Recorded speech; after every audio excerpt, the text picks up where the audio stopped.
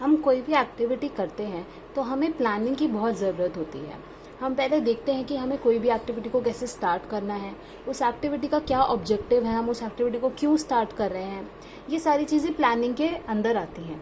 ऐसे ही जो कॉर्पोरेट है, जो ऑर्गेनाइजेशन है, बिजनेस है, कंपनीज हैं, उनको कोई भी ऑब्जेक्टिव्स अचीव करने होते हैं तो उसके लिए वो प्लानिंग करते हैं कि वो कैसे अपने रिसोर्सेज को यूज़ करेंगे, कैसे सारी चीज़ों को अपने एम्प्लॉयज़ को यूज़ करेंगे, अपने एम्प्लॉयज़ में डिवीजन ऑफ वर्क कैसे करेंगे।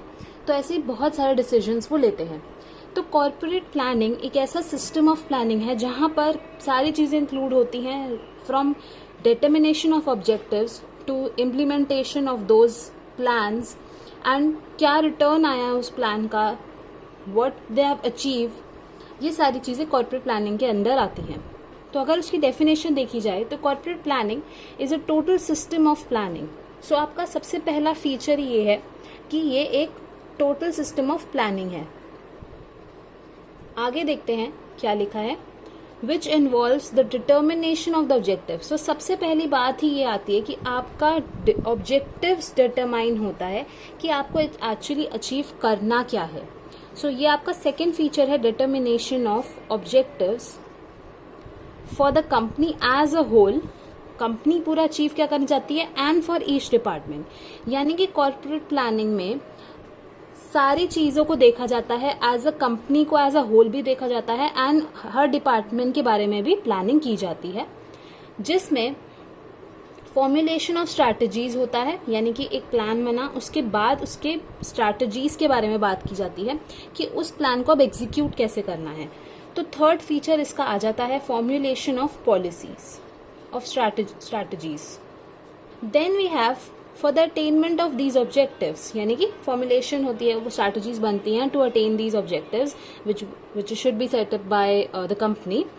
सो इसमें जो स्वॉट एनालिसिस के बारे में बात की गई है, यानी कि यहाँ पे जो भी एनवायरमेंट है जिसमें कॉर्पोरेट काम कर रहा है, वो उसका एनालिसिस करता है कि क्या कंपनी की स्ट्रेंथ है, क्या कंपनी की वीकनेस है, क्या कंपनी के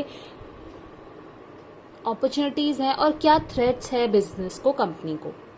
तो ये सारा एनालिसिस करने के बाद ही कोई भी प्लान को, स्ट्रैटेजीज को बनाया जाता है। Now these strategies convert into plans, यानी कि जो भी आपने स्ट्रैटेजीज बनाई हैं उसको अब हम प्लान में एज अ थियोरेटिकल पार्ट में लाएंगे, and then this theoretical part becomes the practical aspect when we implement these plans, right? Then a review of these plans against the corporate planning objectives, मतलब जो भी हमारे objectives है उसका review किया जाता है कि क्या हमने जो स्ट्रैटेजी और प्लान्स बनाए हैं, क्या हमने उसको सही से सेटअप किया, सही से अप्लाई किया है, इम्प्लीमेंट किया है, और उसका क्या रिजल्ट आया है, क्या हमारे ऑब्जेक्टिव्स अचीव हुए हैं, क्या नहीं हुए हैं, कहाँ गलती आई है, ये सारे रिव्यूज दिए जाते हैं जो कॉर्पोरेट प्लानिंग देता है। तो कॉर्पोरेट प्लानिंग एक टोटल सिस्टम, फीचर्स और डेफिनेशन आप बहुत इजीली लर्न कर सकते हैं। अगर पॉइंट्स में फीचर्स याद होंगे तो आप डेफिनेशन को अपने आप बना सकते हैं। So it's total system of planning, it determines objectives, it formulates strategies, it actually helps you in SWOT analysis, strength, weakness, opportunities and threats. Okay, then the strategies converted into plans, so it convert strategies into plans.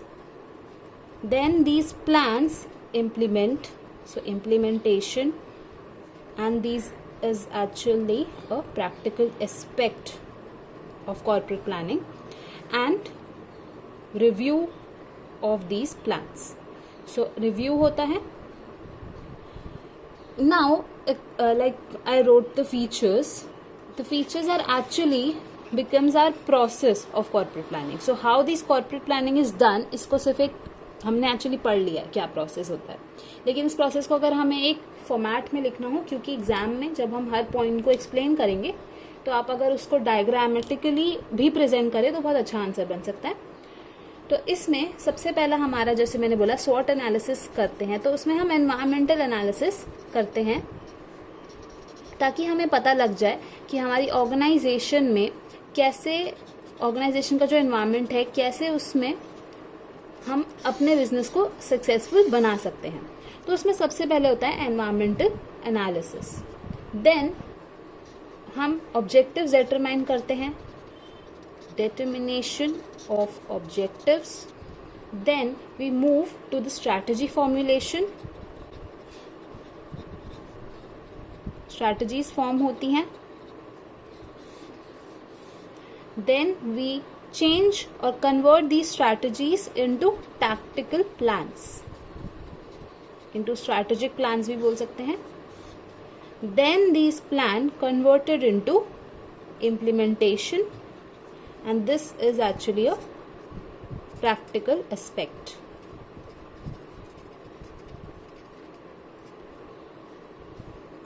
And these three part is actually what corporate planning is. This determination of objectives is actually a pre-planning, यानी कि जो plan बनने से, strategies बनने से पहले वाला step. Then when we implement these plans, we review that how these plans have been actually respond. So this implementation, this action has actually done. Now we come to what these plans are actually performed, or we can say that what was the review of these plans, right? So we evaluate the performance first and then we review, that is a follow-up action.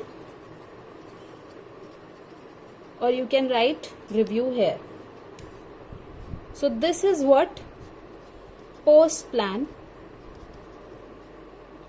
and this is what pre plan. So this is the process of, so these are the process of corporate planning, right?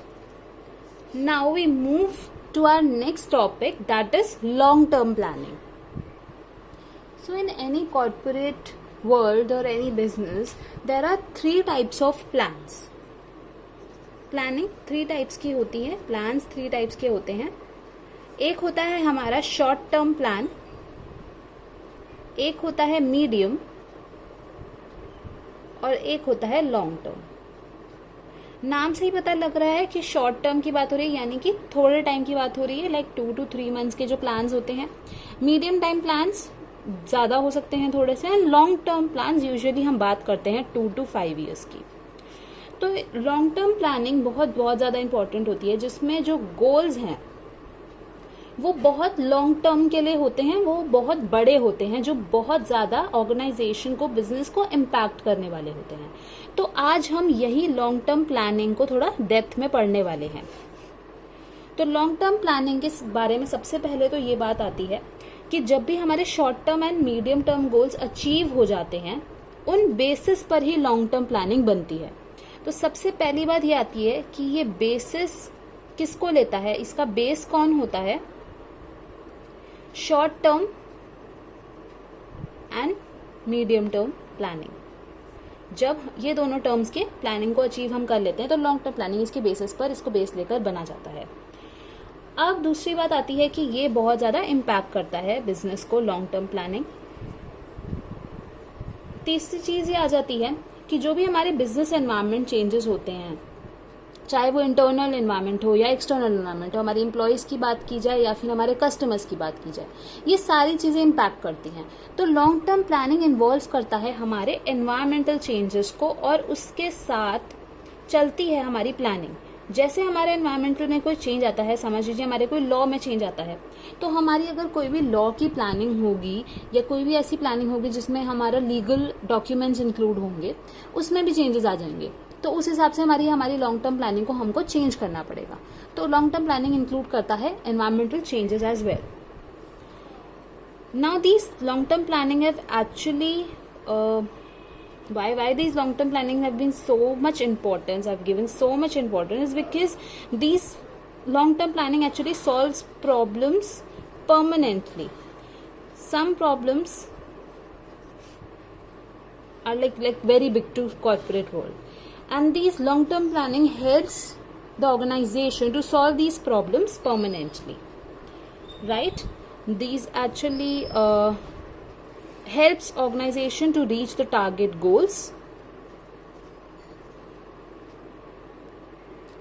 It also reacts to competitive situation in the company. Competitive situation of the company को भी react करता है. Competitive situation में ये बात आ जाती है कि जब ऑर्गेनाइजेशन बहुत अच्छी प्लानिंग करता है तो उसको ये कॉम्पिटिटिव एडवांटेज होता है कि वो बाकी ऑर्गेनाइजेशन से बेटर परफॉर्म करता है और फिर वो सक्सेस के ज़्यादा करीब होता है rather than if you compare to other organisation. So इसीलिए ये कॉम्पिटिटिव सिचुएशन जो भी कंपनी की होती है, अगर वो कंपटीशन में है तो उसके लिए बहुत अच्छा रिएक्ट करता है. अगर जितना हमारा स्ट्रांग लॉन्ग टर्म प्लानिंग होगा उतना ज़्यादा ऑर्गेनाइजेशन कंपनी को बेनिफिट होगा. और जो कॉम्प्लेक्स बिजनेस ट्रांजैक्शंस होते हैं उसमें भी लॉन्ग टर्म प्लानिंग ही बहुत ज़्यादा हेल्प करता है. ट्रांजैक्शंस ऑफ द बिजनेस, कोई भी प्लानिंग होती है जब वो स्ट्रैटेजीज जो भी हमने स्ट्रैटेजीज सेटअप करी होती हैं उनके साथ इन्वॉल्व होके कोई भी टास्क होता है तब हम कहते हैं कि हमने एक स्ट्रैटेजिक मैनेजमेंट किया है. यानी कि हमने पहले काफ़ी ज़्यादा स्ट्रैटेजीज को इन्वॉल्व करा है अपनी प्लानिंग के साथ. तो जब लॉन्ग टर्म प्लानिंग में हम जोड़ देते हैं हमारा स्ट्रैटेजीज तब इस ओवरऑल को हम बोलते हैं एक स्ट्रैटेजिक मैनेजमेंट. राइट. तो ये मैंने ओवरव्यू दिया है लॉन्ग टर्म प्लानिंग का. अगर आपको कोई डाउट है या आपको नोट्स चाहिए हो कोई तो आप कमेंट सेक्शन में लिख सकते हैं और हमारा व्हाट्सएप ग्रुप ज्वाइन कर सकते हैं. I hope you like the video. Please hit the like button, share it with your friends and do subscribe to College tutor.